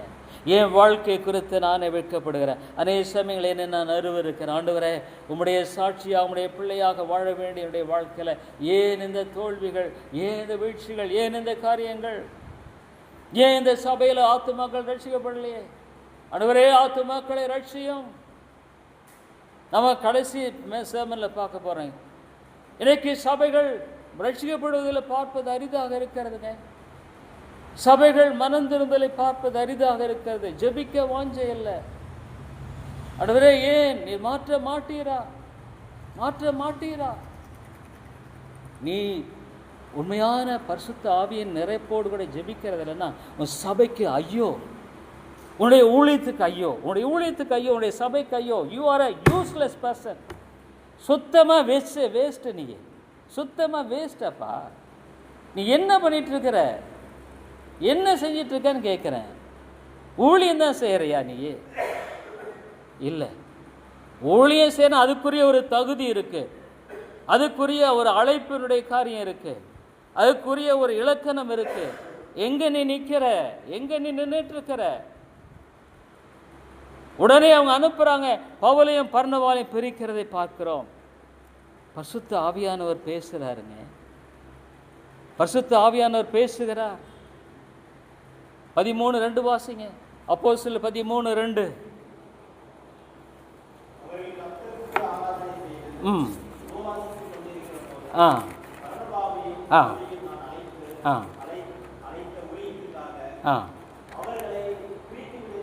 பிரித்து விடுங்கள். Separate them. You are a separated person. ஊழியத்துக்கு நீ பிரிக்கப்பட்டிருக்கிறாங்கிறது உனக்கு தெரியுமா? நீ உலகத்துக்காக வாழ முடியாது, நீ வாழ தெரிய கொள்ளப்படலப்பா. நீ உலகத்தில் பட்டினி பசி எதுவாக இருக்கட்டும் தப்பில்லை. ஆனால் நீ பிரித்திருக்கிற அந்த அழைப்பை தெரியுமா உனக்கு? நான் கேட்குறேன், அழைப்பு தெரியுமா? நீ யாருங்க? உன்னை உண்மை ஆண்டவர் அழைச்சிருக்காரா? பிரித்தெடுங்கள், let them be separated. அப்போ என்ன நடக்கிறது அம்மையாலே? அப்பொழுது அவங்கள உபவாசம் பண்ணி ஜெபம் பண்ண அனுப்புகிறாங்க. ஆண்டவரே, இந்த மக்களை முன்பின் தெரியாத இடம், யாருமே தெரியாது, எங்கே போகிறாங்க என்ன தெரியாது, இதோ அனுப்புகிறேன். சபைகளை கட்டுகிறார் இல்லைங்க? பரிசுத்த ஆவியானுடைய ஜெப வாழ்க்கையில் அருமையானுடைய வாழ்க்கையில் நீ ஊழியத்தில், நான் ஒன்றே என்ன சொல்கிறேங்க இல்லைங்க, இன்றைக்கி நீங்கள் எழுதி வச்சுக்கங்க, நீங்கள் இன்றைக்கி போல செய்கிற ஊழியம் உங்களுக்கு பின்னால் ஆள் இருக்காது. மூட்டை கட்ட வேண்டியதான். கட்டடம் இருந்தால் ஒரு வேளை கட்டடம் இருக்கும், இல்லைன்னா அவங்க ஊழியம் அங்கே அவிதமாக முடிஞ்சு போச்சு. 11வது என்ன தெரியுங்களா? பரிசுத்த ஆவியின் வழிநடத்துதலை பார்ப்போம். பரிசுத்த ஆவியின் நிரம்பி ஜெபிக்கிற ஒரு வாழ்க்கையில் God will guide you. தேவனை வழிநடத்துவாருங்க. இதை செய்யப்பா, இதை செய்யாதப்பா. எப்படி ஆவியானவர் வழி நடத்துகிறார்? இந்த இடத்துல போகும் பொழுது அந்த அப்போஸ்தலர் 16 நம்ம பார்க்க 6வது வசனம், அவர்கள் பிரிகியா மற்றும் கலாத்தியா நாடுகளே சென்று ஆசியாவிலே வசனத்தை பிரசங்கிக்கும்படி பரிசுத்த ஆவியினாலே தடை பண்ணப்பட்டார்கள். டோன்ட் கோ தேர். மகதனியாவுக்கு நீ போ. God will guide you. ஆவியானோடு he is a person, நபர். அவரோடு கூட பேசுவார், வழி நடத்துவார். சில கதவுகளை மூடுவார், சில கதவுகளை திறப்பார். தேவனுடைய சித்தத்துக்குள் உன்னை வழி நடத்துவார். அம்மையாலே பரிசுத்த ஆவியானவர் ஆதி திருச்சபை என்பது அதுதான். அனைதினமும் சேர்த்து கொள்ளப்பட்டார்கள். அவ்விதமாகத்தான் அவங்க வாழ்ந்தாங்க. தேவ ஆவியனால நிரப்பப்பட்ட வாழ்க்கையில, பரிசுத்த ஆவியானவரோடு இணைந்த ஜெப வாழ்க்கையில அவர்கள் காணப்பட்ட நிலையில எவ்வளோ பெரிய காரியங்களை கர்த்தர் செய்கிறார். நேரம் டைம் ஆல்மோஸ்ட் ஸ்டாப், அதனால் நான் முடிக்க வேண்டியதாக இருக்குது. 12வது பவுலும் சீலாவும் என்ன பண்ணுறாங்க? ஜெபம் பண்ணுறாங்க. தேவர் இன் பிரிசன். அங்கே 2 காலையும் அப்படியே போட்டு அசைக்க கூட முடியாதபடிக்கு இருக்கிற அந்த நேரத்தில் அவங்க என்ன செஞ்சாங்க? ஐயோ இப்படி ஆகிப்போச்சே, மாட்டிக்கிட்டான்னு நினைச்சாங்க. வேதம் சொல்லுகிறது, அவர் காவல் இருந்த ஜனங்கள் அவனும் பவுலும் சீலா 16:25 வாசிங்க. 16:25 அப்போஸ்தலர் 16:25. நடுராத்திரியிலே பவுலும் சீலாவும் ஜெபம் பண்ணி தேவனை துதித்து பாடினார்கள். அப்புறம் அப்பொழுது என்ன நடக்குதுங்க? அதுக்கு அடுத்த வசனம் வாசிங்க ப்ளீஸ்.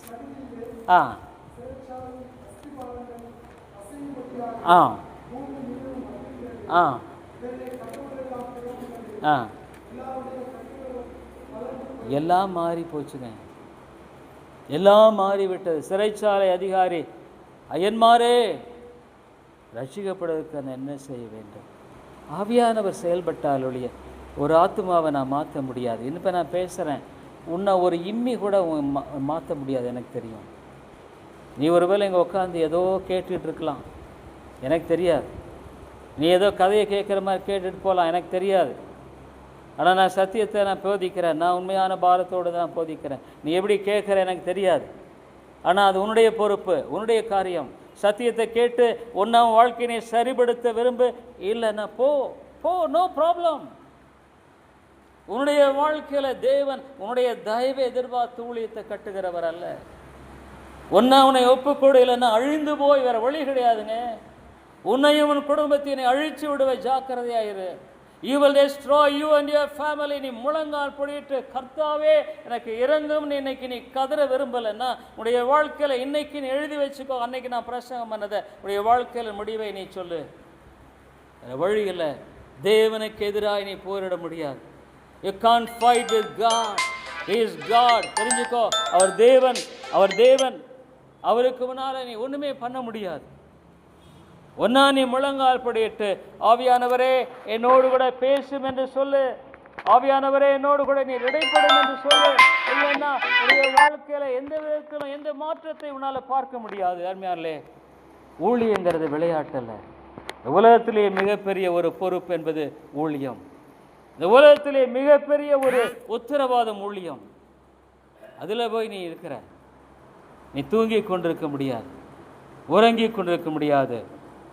கடைசியாக 13வது பரிசுத்த ஆவியானவர் சிறைச்சாலையில் அவர்கள் செபிக்கிறாங்க. 13வது நம்ம பார்க்குறோம், மேய்ப்பர்களை அவர் நியமிக்கிறார். பரிசுத்த ஆவியானவர் என்ன பண்ணுறார்? மேய்ப்பர்களை நியமிக்கிறார். பவுல் என்ன சொல்கிறாரு? பவுல் கடைசியாக அவர் போக வேண்டிய பிரயாணம் வந்துருச்சு. கூப்பிட்டு பேசுகிறாரு, எச்சரிக்கையாயிருங்கள். You are the elders of this church. இந்த சபையினுடைய மூப்பர்கள் நீங்கள் ஜாக்கிரதையாக இருங்க. என்ன நீங்கள் சந்திக்கிற போகிற காரியம் எல்லாம் உங்களுடைய வாழ்க்கையில் அவதமாக எழுதுவதை பார்க்குறோம். அப்போஸ்தலர் 20வது அதிகாரத்தில் பவுல் என்ன சொல்கிறார்? அந்த இடத்துல கடைசியாக அவருடைய பணியின் மத்தியில் மூப்பர்களை நியமித்து அவர் சொல்லுகிறதை பார்க்கிறோம். 20-28வது வசனத்தில், ஆகையால் உங்களை குறித்தும் தேவன் தம்முடைய சுயரத்தத்தினாலே சம்பாதித்து கொண்ட மேய்ப்பதற்கு பரிசுத்த ஆவி உங்களை கண்காணிகளாக வைத்த, you are they were appointed, you are the self. அம்மையாலே, உங்களுடைய ஜெப ஆவியினால நிரம்பின வாழ்க்கை இல்லைன்னா ஊழியமே செய்யறதே வீண். அப்சல்யூட்லி வீண். ஊழியல்ல, தனிப்பட்ட கிறிஸ்தவ வாழ்க்கையை நீ வெற்றியாய் வாழ முடியாது. It's impossible. ஆண்டவருக்கு நீ வாழ முடியாது. நீ ரெட்ட வேடை தான் போடும்.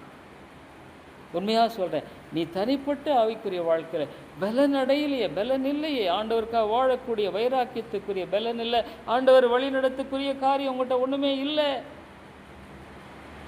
என்ன சொல்கிற?